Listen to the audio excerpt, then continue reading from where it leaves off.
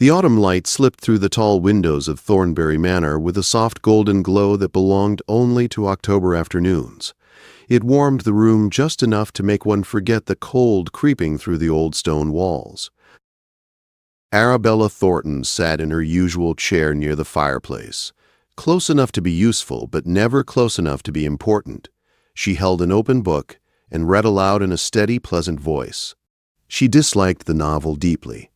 The writing was dramatic to the point of nonsense, the heroine impossibly pure, and the villain so obvious that there was no suspense at all. Still, the Dowager Duchess of Thornbury loved such stories, and Arabella had learned that love, not taste, determined her duties. "Do pause, child," the Dowager said suddenly. "My ears require rest from such passion." Arabella closed the book with quiet relief and looked toward the older woman.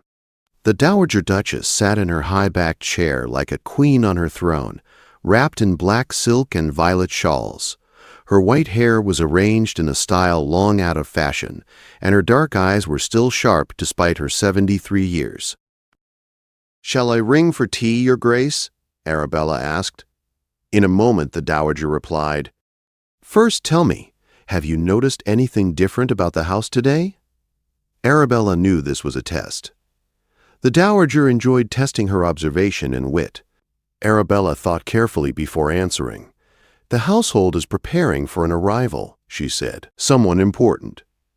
The green guest chamber has been opened. Fresh flowers were placed in the entrance hall, despite the cost, and cook has been studying menus that require French sauces." The Dowager's thin lips curved slightly. "Very good. My grandson arrives this evening." Arabella's heart shifted uncomfortably in her chest, but her face remained calm. "His Grace is coming to Thornbury. He was not expected until Christmas." "He was not," the Dowager agreed. "I summoned him." She fixed Arabella with a direct gaze. "I have written to inform him that I have selected his bride and will tolerate no further delays in the matter of succession. He is 31 years old. It is quite enough." Arabella absorbed this news in silence.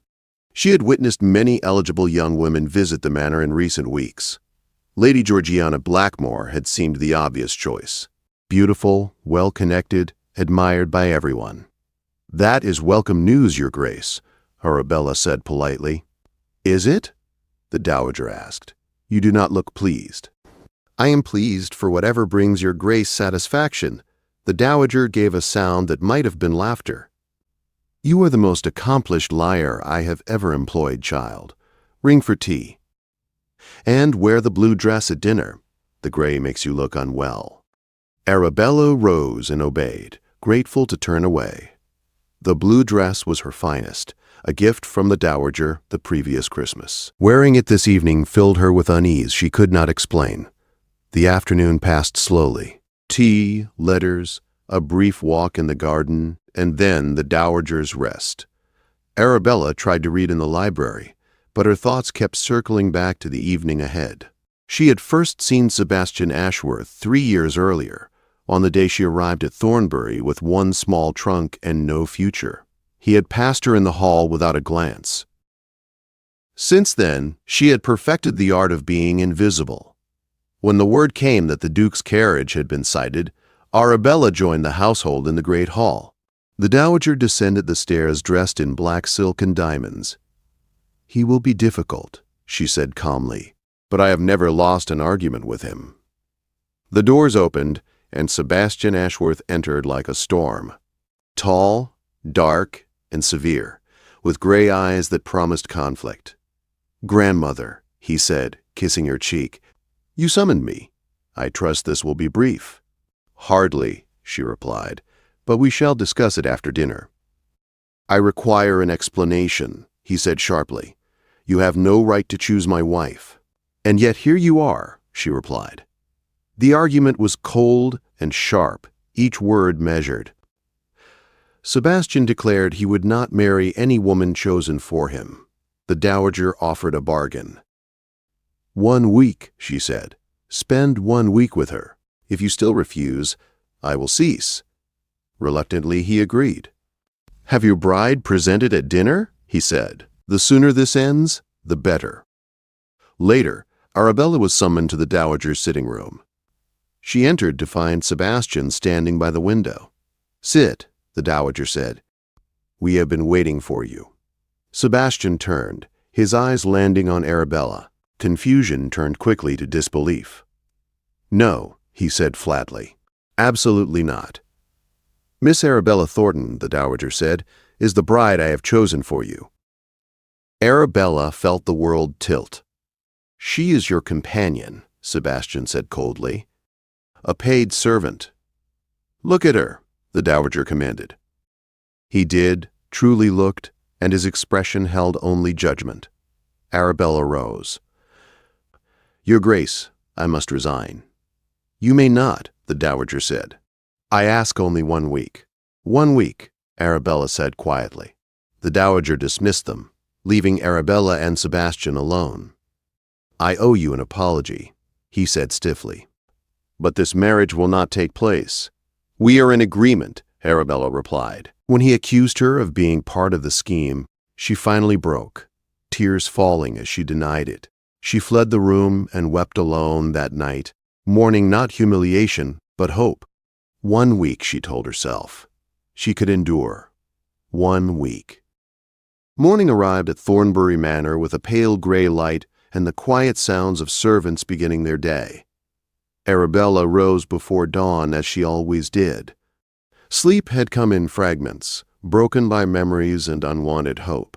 She dressed carefully, choosing plain colors, armor against feeling too much. By the time most of the household stirred, she had already completed her duties.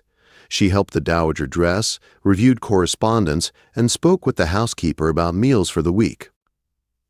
She moved through familiar routines with practiced calm, though her heart jumped at every sound of footsteps in the corridor. "You will breakfast with my grandson," the Dowager said suddenly. Arabella froze. "Your Grace, I hardly think that is wise." 1 week, the Dowager replied. "You promised me 1 week. That requires effort, not avoidance." Arabella bowed her head. "As you wish." The breakfast room was quiet when she entered. Sunlight filtered through the tall windows, casting long shadows across the table. For a moment, she hoped Sebastian had already eaten. Then the door opened behind her. "Miss Thornton." She turned slowly. Sebastian stood in the doorway, dressed for the morning, his hair still damp, his expression guarded, but not hostile. "My grandmother insists," he said. "It appears we are to become acquainted." Arabella nodded. "So it seems." They sat across from each other, an uncomfortable distance apart. For a time, neither spoke. "I behaved badly last night," Sebastian said at last. "Whatever my feelings, you did not deserve that." "Thank you for saying so," Arabella replied. "We were both surprised." He studied her carefully. "You truly did not know." "No," she said. "If I had, I would not be here." Something shifted in his expression, a crack in the ice. They spoke cautiously at first. About books, about the estate, about small things that carried little risk. Slowly the tension eased. "You are not what I expected," Sebastian said. "I could say the same," Arabella replied before she could stop herself. To her surprise, he smiled faintly.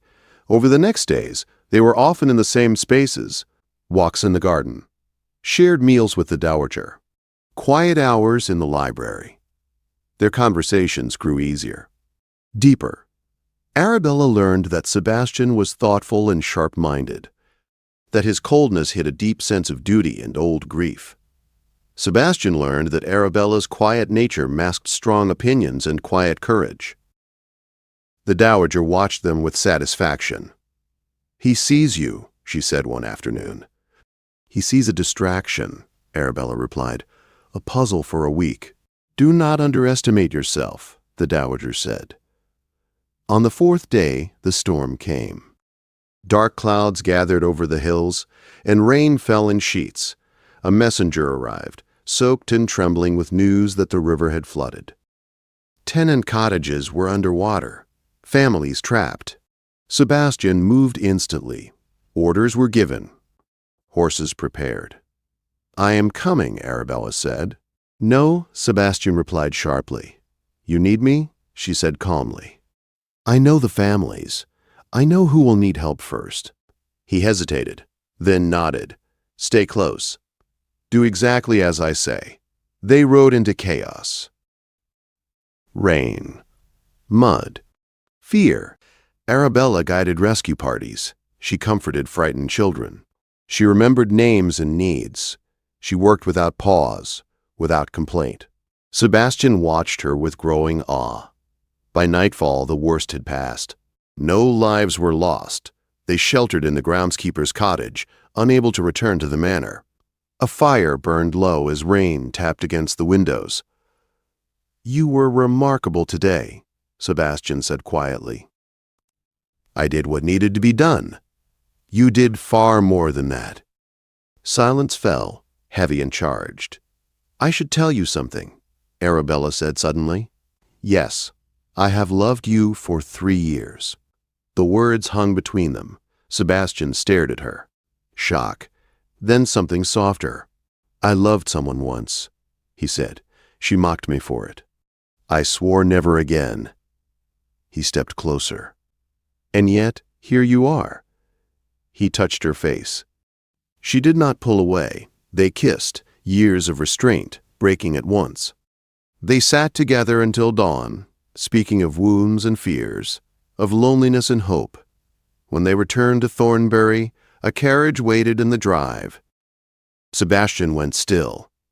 That is the Blackmore crest, he said. Lady Georgiana Blackmore and her mother had arrived. The mood shifted instantly. Lady Georgiana was flawless, elegant, confident. Everything Arabella was not. At dinner, Arabella felt herself shrinking again. Lady Blackmore's words were polished and sharp. Her glances towards Arabella held thinly veiled contempt. Later, in the drawing room, Lady Blackmore spoke softly but cruelly. Do not mistake a passing interest for permanence, she said. Dukes do not marry companions. Arabella fled. Sebastian found her on the servant's stair. He kissed her fiercely. I love you, he said, and I will marry you. Before morning could come, chaos erupted. Lady Georgiana had been discovered in a secret engagement with another man. The dowager revealed everything with calm satisfaction. Sebastian took Arabella's hand. I have asked her to be my wife, he announced. The Blackmores departed in humiliation. Later that night, Sebastian knelt before Arabella in the library. Will you marry me? He asked. Not because you were chosen, but because you are loved. Yes, Arabella said, and for the first time in her life she believed it. The future stood open before them, uncertain but bright. But beyond Thornbury's walls, society was already stirring. And not everyone would accept the Duke's choice without a fight. The morning after the engagement broke clear and cold, as if the storm had scrubbed the world clean. Arabella woke before dawn, staring at the ceiling of her small room beneath the eaves. For a long moment she wondered if everything had been a dream. Then she lifted her hand.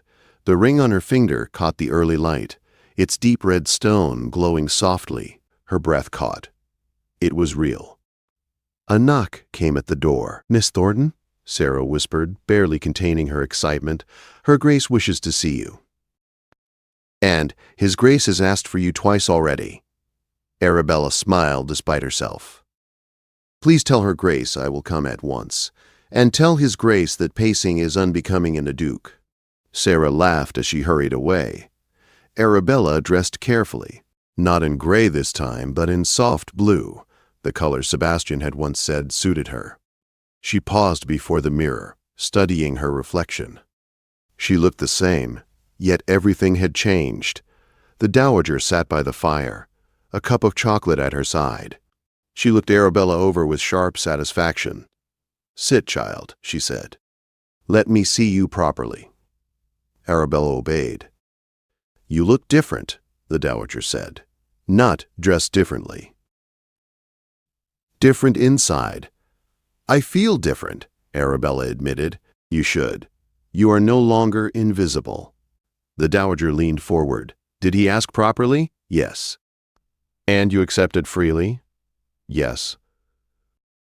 The Dowager's voice softened. Then my work is done. Arabella's eyes filled. I do not know how to thank you. You may begin by calling me Augusta, the Dowager said briskly, and by remembering that you are always worthy. I merely removed the obstacles. She waved Arabella away. Go. He is making himself miserable waiting. Sebastian was in the breakfast room, standing far too close to the window. He turned the instant she entered. There you are. He crossed the room and took her hands without hesitation. I half feared you would decide this was madness and run away. I considered it, she said honestly. Then I remembered I would miss you too much. He smiled, warm and unguarded.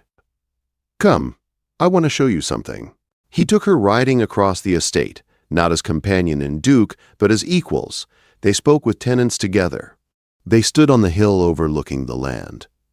Sebastian spoke of plans, of improvements, of a future that included her in every word. This will be your home, he said simply, if you wish it. It already feels like it is, Arabella replied. They decided to marry quietly, away from London's noise. The ruined chapel on the edge of the estate felt right, open to the sky. Honest? The Dowager objected loudly, then smiled and agreed. The weeks that followed were full and strange. Arabella was fitted for gowns. She learned precedence and protocol.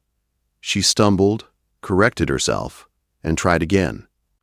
You do not need to become someone else, Sebastian reminded her when doubt crept in. Only more yourself. The wedding day arrived cold and bright. Arabella walked through the chapel ruins with winter flowers woven into her hair. Sebastian waited for her with eyes full of wonder. They spoke their vows simply, clearly. When he kissed her, the Dowager turned away to hide her tears. Life after marriage was not perfect, but it was real. Society whispered. Some disapproved. Many were curious. Sebastian did not care. Arabella learned to stand beside him without shrinking. She learned that authority could be quiet and still be strong. She learned that love did not require her to disappear. Years passed. Children came. Laughter filled Thornbury. The Dowager aged but remained sharp, her satisfaction growing with every passing season. One summer evening, Arabella watched her children play, while Sebastian sat beside her, his hand warm in hers. I was invisible once, she said softly. I thought that was safety. And now, he said, and now I am seen, she replied. And, loved, Sebastian kissed her hand. As you always should have been. Behind them, Thornbury Manor glowed with light. Ahead of them stretched a life built not on duty alone, but on choice, courage, and love. And the woman who had once believed she was nothing stood at the center of it all, exactly where she belonged.